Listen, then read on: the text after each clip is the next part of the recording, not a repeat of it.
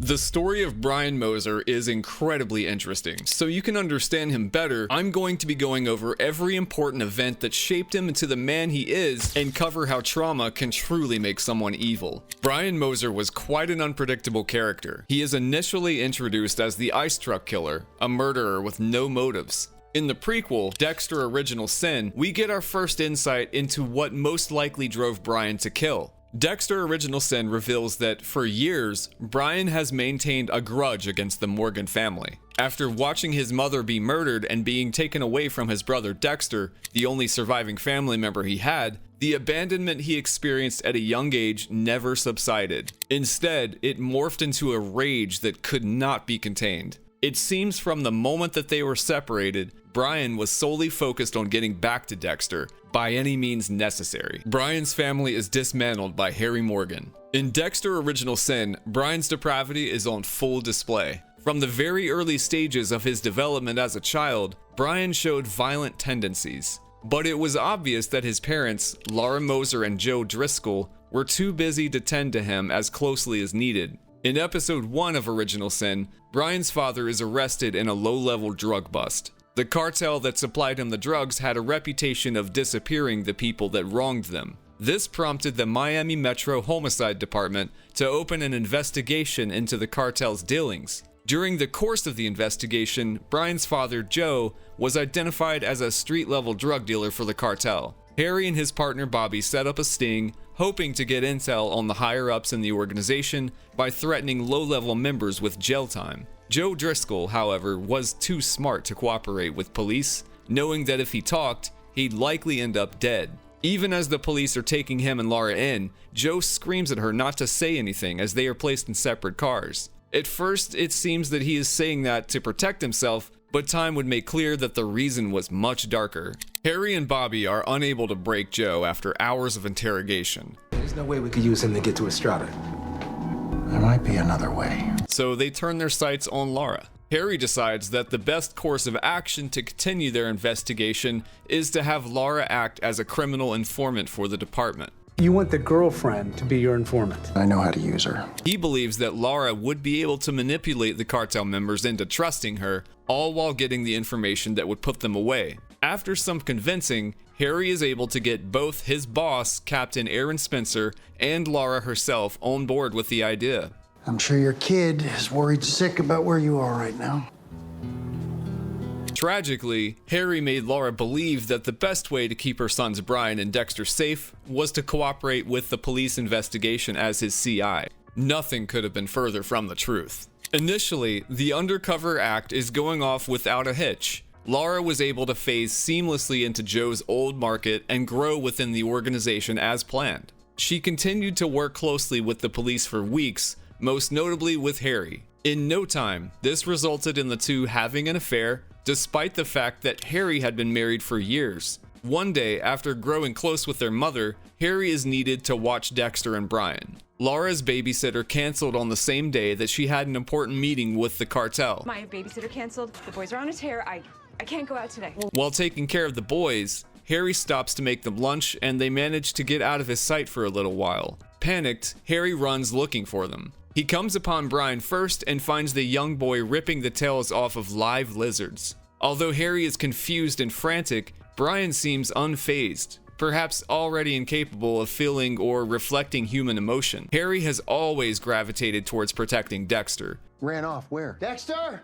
Dexter! Even when he saw Brian mutilating animals at a young age, he showed him almost no mind, solely focused on finding Dexter. He didn't even alert the boy's mother after the fact. This tendency of his caretakers to ignore even his most serious problems was one that would haunt Brian for his entire young life. Brian Moser was very aware of his mother's affair with Harry Morgan. It's clear that Brian was too young to fully understand the relationship, but his father was locked away and now Harry was constantly around. They also weren't very discreet, sometimes having sex while the boys slept in the very next room. On top of that, Harry was the man who took his father from him. For these reasons, Brian had a more than valid reason to dislike Harry, but after Laura's death, that would be amplified tenfold. Laura Moser's death was the result of police corruption and negligence. For weeks, she had been begging Harry to get her out of the operation because she feared for her life. She had come to understand just how dangerous the cartel members were and knew that she would die if they ever discovered her involvement with police.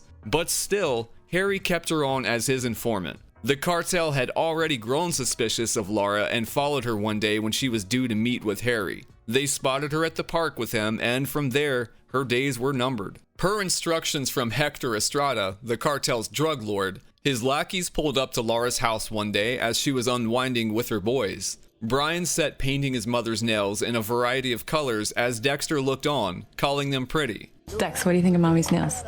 Pretty. The relaxing music that filled the home was replaced by the sound of the door being kicked in. Laura screamed as the aggressors attacked her and her children. Typical to his violent nature, Brian tried to fight back against the people hurting his family, but was subdued easily by the men who were taking him. Helpless, Brian, Dexter, and Laura are rounded up, kidnapped, and brought to an unknown location. Laura knew what was coming, but the boys had no idea. They are tossed into a shipping container with others who had upset the cartel and left there in the dark, unsure what would happen to them next. Eventually, Estrada returns with his goons. He tells Laura that he is disappointed in her and she begs him to spare her boys.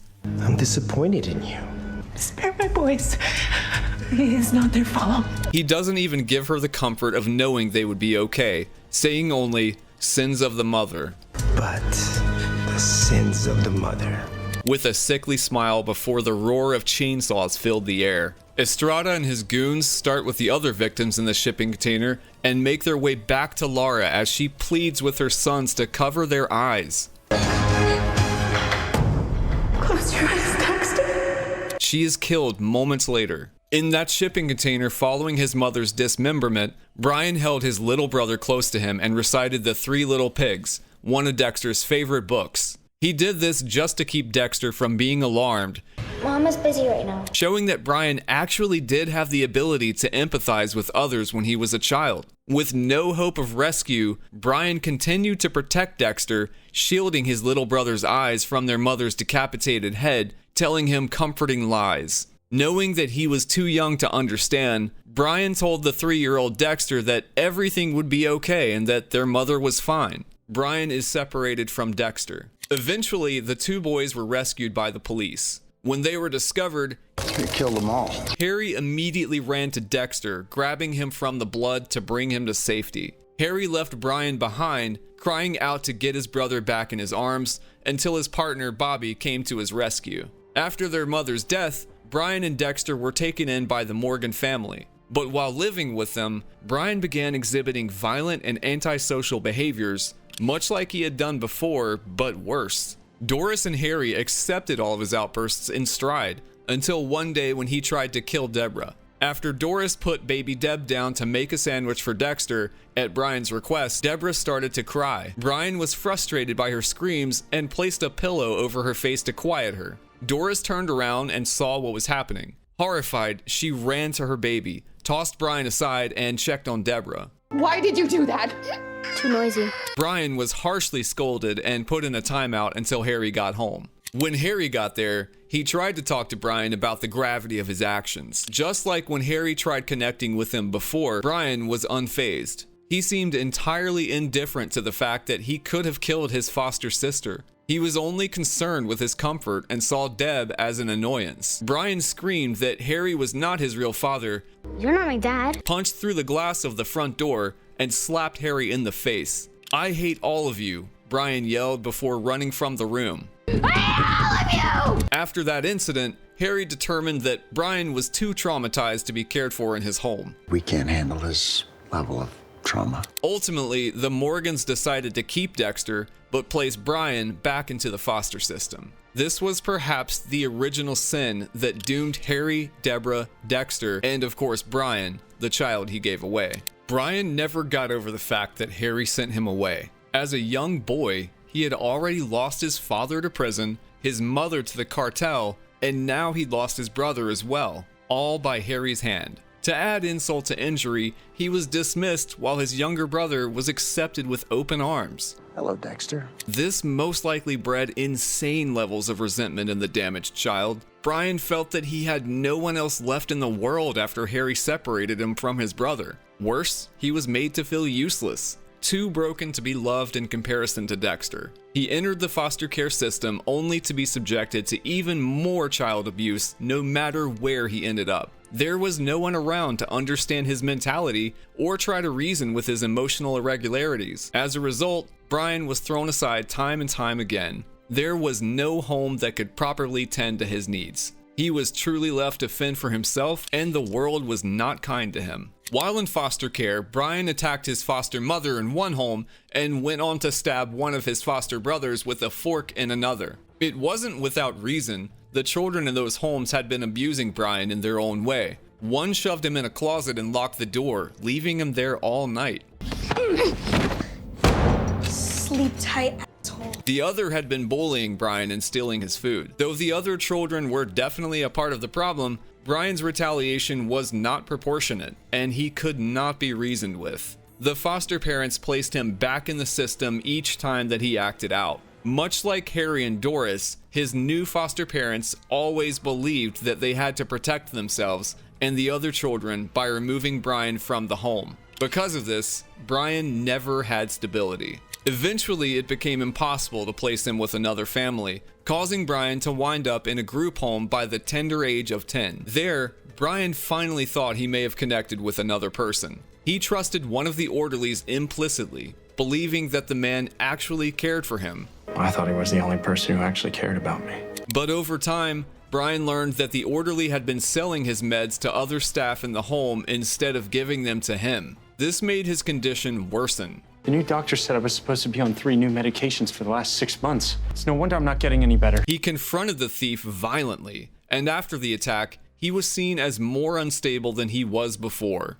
He never received the right medicine and was never placed in an environment that would help him heal. As a result, no matter where Brian ended up, he was always written off as an incorrigible menace. For all of his formative years, Brian Moser was neglected, traumatized, and thrown away. In the end, the likelihood of him becoming a violent criminal was very high. The mistreatment he faced after his mother's demise would come at the expense of many. Brian had become irreparably disturbed. After years of dealing with the foster care system, Brian eventually aged out of it and landed in a mental institution. He had a therapist that he visited regularly to help sort through his feelings. He appeared normal to almost anyone he encountered, but Brian was far from healthy. He would constantly bring Dexter up in his therapy sessions, just as he always had, and it worried his therapist. He's my brother. He's the only family I have in this world. And he's a trigger for you. Brian was just as desperate to get back to Dexter as he had ever been,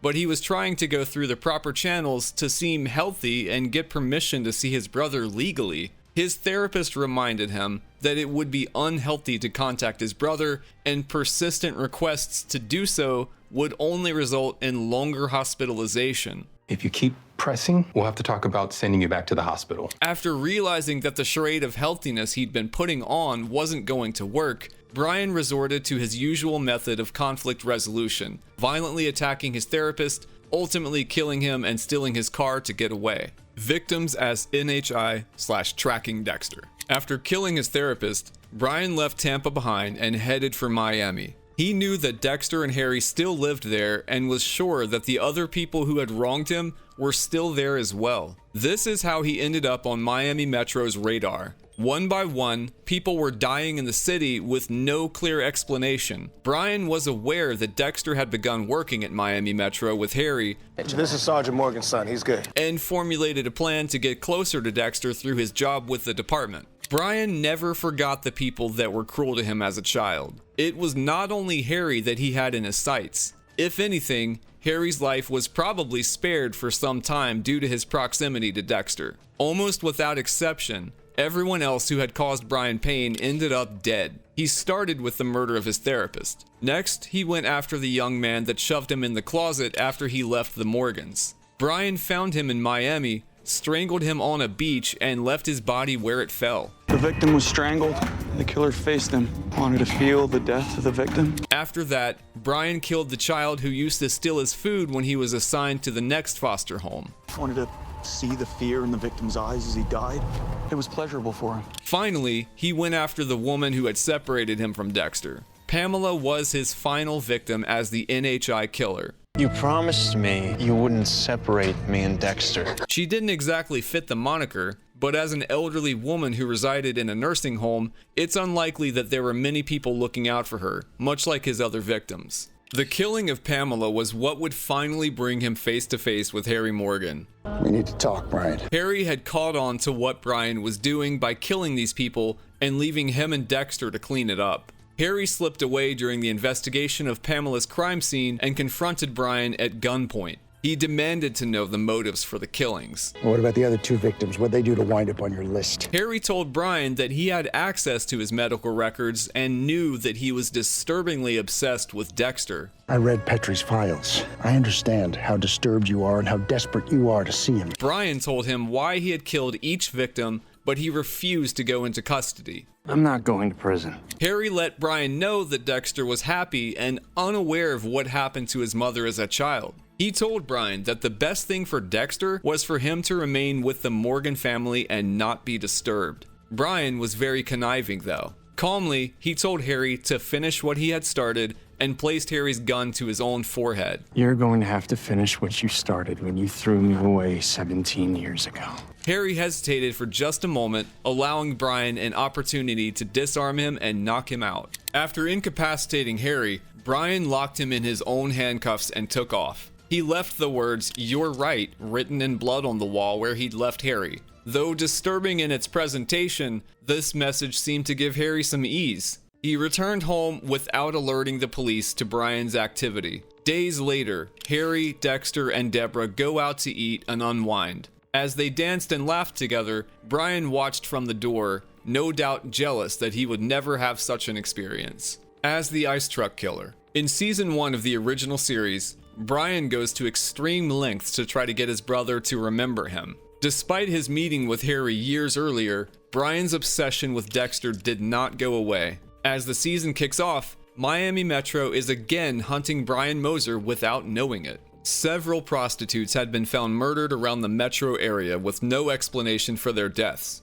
Much like in Original Sin, Brian had begun to stage crime scenes to draw Dexter closer to him. Starting with a Barbie's head taped to Dexter's fridge, Brian had taken back to his old habit of trying to connect with his long-lost sibling. As he expected, Dexter is intrigued by the clue he'd left and begins to stalk who he believes to be a kindred spirit. By this time, Brian has already killed up to 3 prostitutes in pursuit of Dexter. Despite working closely with the team at Miami Metro to track the ice truck killer, Dexter had yet to recognize his brother's work. This is what led Brian to leave increasingly more obvious clues to their connection. Breaking into Dexter's house to leave the Barbie head was only one step of Brian's plan. He continued to break into Dexter's place while also continuing to stage crime scenes that could trigger Dexter's memory. It finally pays off in episode 10 of season 1 when Dexter is called to a crime scene the department thinks only he can handle. Left in a hotel room with no bodies or explanation were approximately 60 liters of human blood. The blood had been cast around to create a horrific sight. When Dexter sees it, he faints momentarily and cannot re-enter the room. Dexter begins having flashbacks of the bloody shipping container. Brian's plan was working. As the rest of the team rushes around conducting their investigation, Dexter is plagued by these flashbacks of his time in the shipping container with his mother's butchered body. Though his plan was working, Brian still needed to assure that Dexter was on the right path. That's what led him to pursue his next angle, dating Deborah. Brian had been stalking Dexter for decades before he saw Deb as a way to get closer to him. While the crime scenes he had staged were meant to draw Dexter, they also brought him into Deb's orbit. This was likely intentional, as Brian was desperate to reach Dexter by any means, even if that meant hurting his sister. Brian decided to date and seduce Deborah into falling in love with him. I was confused because What I want is beer. What did you say? I love you. As she fell for him, he used her insight into Dexter's personal life to continue his mission. This worked, and Dexter and Brian would begin to grow closer. I'm about to eat dinner with Dexter. All the while Dexter being unaware of their true connection. This ultimately culminated in Brian kidnapping Deborah and using her as bait to lure Dexter to him, attacking Angel and the downfall of ITK. As all of this is happening, Miami Metro is still looking for Brian. He needed to avoid being apprehended to complete his plan, so when the heat was on, he became desperate. Detective Angel Batista was on his way to solving the case. He visited Brian at work one day to ask his opinion on some similarities in the killings. Does it have to do with a case?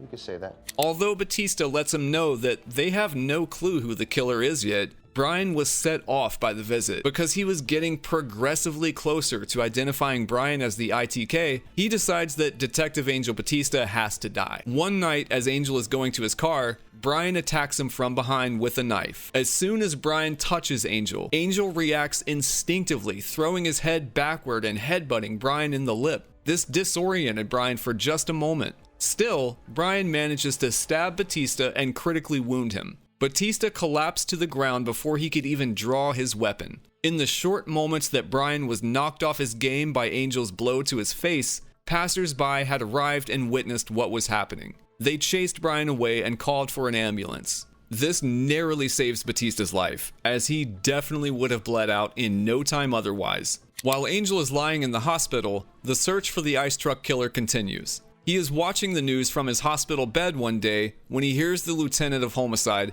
Esme Pascal, announce that the department had acquired a partial print for the ice truck killer. We didn't have his fingerprints in our criminal database, so his identity is still unclear to us. Thinking on his feet after speaking with an experienced nurse, Batista decides that they should run the partial print they have against the past patients from a nearby mental ward. Do they fingerprint psych patients at county? Yes, of course. When he calls this in, Miami Metro is able to figure out the true identity of the ice truck killer, Rudy Cooper, aka Brian Moser. Dexter had already identified the killer as Deb's boyfriend after Angel let it slip to him that he'd headbutt his attacker, hoping to give him a fat lip. At least give him a fat lip. Earlier in the week, Dexter had noticed that Rudy, Deb's boyfriend, had a busted lip. At lunch, Rudy said he'd hurt his lip that morning. He was lying, and I was too distracted to care. Through this similarity, Dexter instantly realizes that Angel's attacker was Deb's boyfriend, which meant that he was most likely the ice truck killer as well. With this realization, Brian's downfall became inevitable. Worried for Deb's fate, Dexter rushes to intervene in her planned date with Rudy,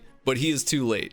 Hey, I know you're working, but let me know when you come up for air. I need to talk to you. By the end of season 1, episode 11, Brian/Rudy/the ITK had kidnapped Deborah and was en route to finalize his plan to reestablish Dexter's memories of their biological family. When his plan is complete and all of his clues had led Dexter back to their childhood home, Brian reveals to Dexter that Deborah will be their first shared victim. Brian had long been jealous of Dexter and Deborah's connection. Even while dating Deborah, Brian would go out of his way to establish an eerily close relationship with her brother Dexter, choosing on more than one occasion to do things with him instead of Deb. Dexter. Hi.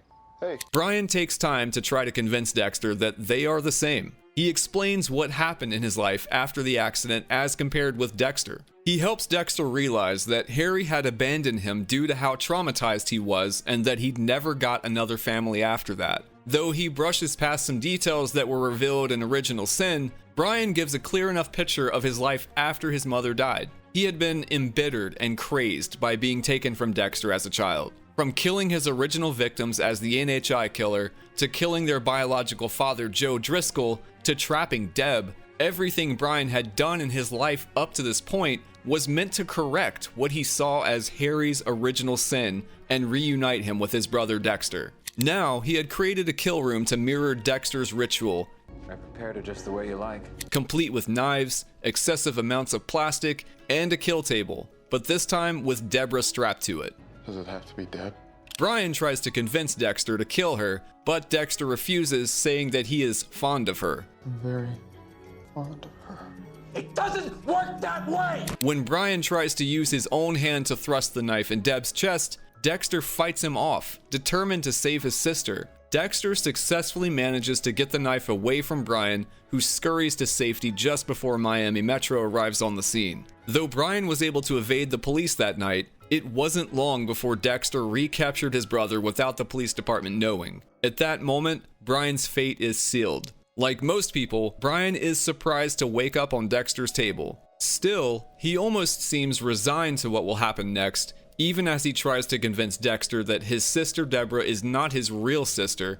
She's not your real sister. And that his entire life is a lie. Your life is a lie. When Dexter finally kills Brian, it is a quick and merciful cut to the throat. Brian's eyes widened in shock as the blade sliced his neck, and Dexter met his brother's eyes as he bled to death, saying, "I'm sorry, I just couldn't hear anymore." Sorry, I can't hear you more. And that was the end of Brian "Biney" Moser. Truly, he never knew peace. From a young age, Brian was plagued with violent tendencies that were only worsened after he watched his mother be murdered and dismembered. At every turn, Brian was neglected or rejected. His parents were out selling drugs while he was struggling with antisocial behavior at home. While his father was in jail, his mother began having an affair with Harry Morgan, the very man who took his dad away. That same man went on to get his mother killed by the cartel. And after all of that, his only remaining family member that he could have been comfortable with, He's my brother. He's the only family I have in this world. is taken from him, all seemingly as the result of one man's decisions. So after years of neglect at home, trauma from losing his family, and the abuse from the foster care system, Brian became less and less capable of becoming a productive member of society. The violent outbursts and emotional imbalance he suffered from as a child was never properly treated, even after being diagnosed.